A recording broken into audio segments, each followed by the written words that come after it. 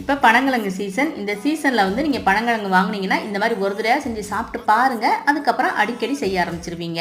அதுக்கு நான் இந்த மாதிரி நல்ல விளைஞ்ச கிழங்கா எடுத்து வச்சுருக்கேன். தோல் நல்ல இந்த மாதிரி வெடிச்சிருந்தாவே நல்ல விளைஞ்ச கிழங்கு தான். நான் அந்த மாதிரி ஒரு 7 கிழங்கு எடுத்து வச்சுருக்கேன். கிழங்கோட தோலை முழுசும் எடுத்துட்டு பெரிய பாத்திரம்னா நீங்கள் அதை அப்படியே முழுசாக வச்சுக்கோங்க. குக்கரில் வேக போகிறீங்கன்னா இந்த மாதிரி 2 பக்கம் நறுக்கிட்டு தண்ணியில் ஒரு தடவை நல்லா கழுவிட்டு எடுத்து வச்சுருங்க. குக்கரில் கிழங்கு முழுகிற வரைக்கும் தண்ணி ஊற்றி இந்த கிழங்கை போட்டு இது கூட கொஞ்சமாக உப்பு சேர்த்துக்குங்க. அப்புறம் மஞ்சள் தூள் சேர்த்து வெயிட் போட்டு 7லேருந்து 10 விசில் வரைக்கும் நல்லா வேக வச்சு எடுத்து வச்சுருங்க. இப்போ குக்கர்லேருந்து இந்த கிழங்குலாம் தனியாக எடுத்து ஆறுனதுக்கப்புறம் அது 2ஆக பிரித்து அந்த நடுவில் இருக்க நரம்பெல்லாம் எடுத்து வச்சிடணும். அதுக்கப்புறம் இந்த மாதிரி சின்ன சின்ன துண்டாக ஒடிச்சு எடுத்து வச்சுக்கணும். அது மாதிரி ஒடிக்கும் போது நரம்பு இருக்கும், அது தனியாக பிரித்து எடுத்துடணும்.